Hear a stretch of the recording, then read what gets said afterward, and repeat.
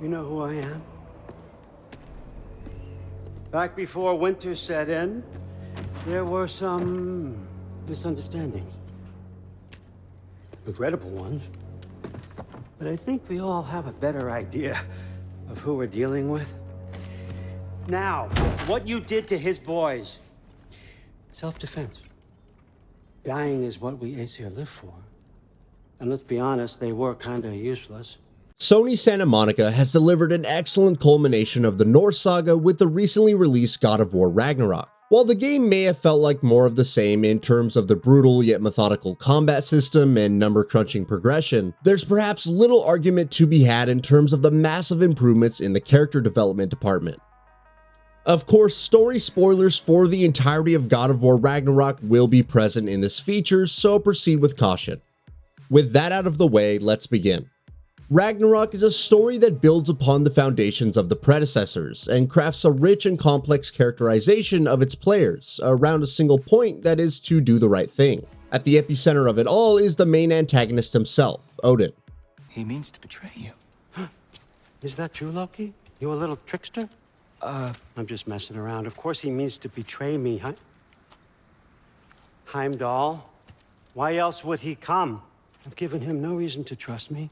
Not yet. But he's got some very big questions. And I have so many answers to give.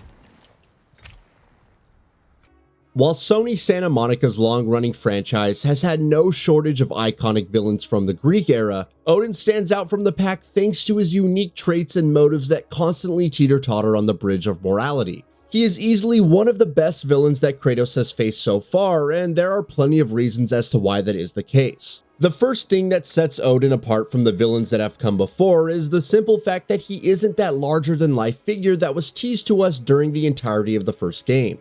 Seeing the aftermath of the destruction and punishment caused to the likes of Mimir and Freya would have one think of Odin as a frenzied enemy who would turn someone to ashes, but our first encounter with him suggests otherwise.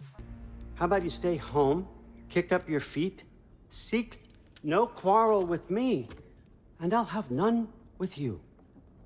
Of course, it means that that one has to stop his search for Tyr. Odin immediately makes it clear that he doesn't want a conflict with Kratos, and the only thing that he wants is for Atreus to come along with him to Asgard. He talks calmly thanks in no small part to the excellent voice acting, and even offers to forgive all of Kratos' past mistakes like killing Thor's sons or freeing Mimir. But when Kratos refuses to comply to that offer, Odin instructs Thor to strike down Kratos with Mjolnir.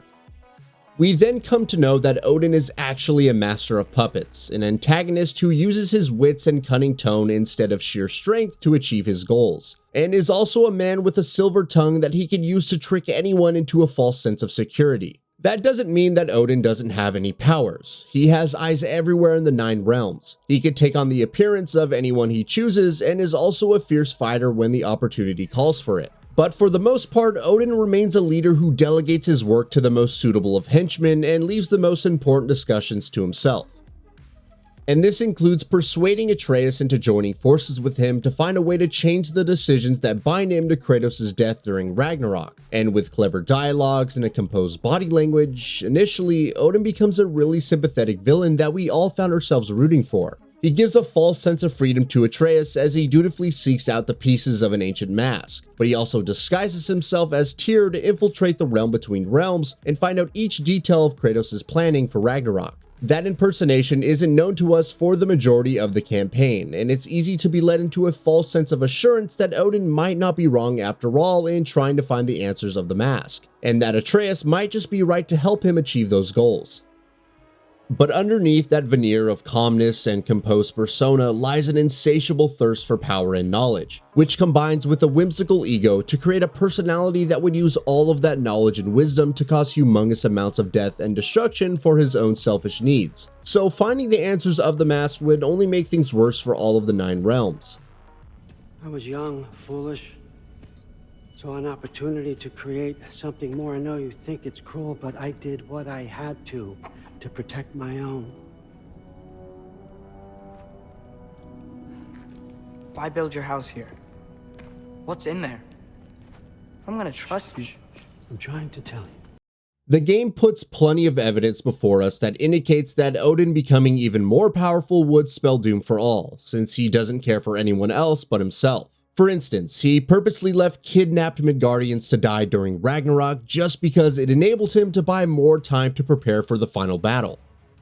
And it's just one of the many incidents where he used his allies, even those related by blood, just as a tool to get things done, which of course includes Thor. Thor had to endure a rough parenting at the hands of Odin, who never loved him, which led to him becoming a self-destructive person who drowns in sadness when he is not using his hammer to pummel down things and beasts, and vice versa. You both behave out there? Thor was really great. I learned a lot from him. You learned something from him? Really now? Okay. What did you teach the kid? Nothing. What could I possibly teach him? Exactly. And when Kratos finally manages to knock some sense into Thor, Odin stabs him to death immediately before battling Kratos and Atreus for possession of the mask. And even when all hope seems lost, Odin once again tries to convince Atreus into joining him to see through the ancient mask, by telling him that this is what he is meant to do. But when Atreus destroys the mask, he spins into a fury and tries to kill Atreus all over again, revealing his true nature. What makes Odin such a memorable villain is the very dichotomy between his personality and his ulterior motives. He is as swift with his tongue and brains as he is efficient with a weapon, and that's a quality few villains share, more so in a game that relies on bombastic fights with plenty of spectacle. His character arc from pretending to be on the same page as Atreus and Kratos to him showing his true colors at the end is one worth seeing through to its conclusion, and his history of mischief also lends a lot of weight to his character development as well. The best villains should have complex personalities that demand attention from the audience when they are on screen, and their dialogues and motives should also make some sense despite how twisted or malicious they might be. And that's something the character of Odin excels at, creating a believable personality that doesn't fail to surprise us throughout the entirety of Ragnarok. And this is a trait that the best villains in all entertainment share, be it Vaas from Far Cry 3, or the Joker from the Batman Arkham series, or Dutch from Red Dead Redemption 2, just to name a few. When all is said and done and Odin has proven himself to be beyond redemption, Atreus traps him into a giant stone, but Sindri soon emerges out of nowhere and destroys it all with a swift strike from his hammer. While this would certainly imply that Odin is gone for good now, but considering how much of a trickster Odin is and given his previous works, one can't be entirely sure of that prospect either. And with that, we reach the end of this video. Have anything to say? Let us know in the comments below. Also, we upload new videos every single day on Gaming Bowl, so please consider subscribing as it really helps us out. Thanks for watching.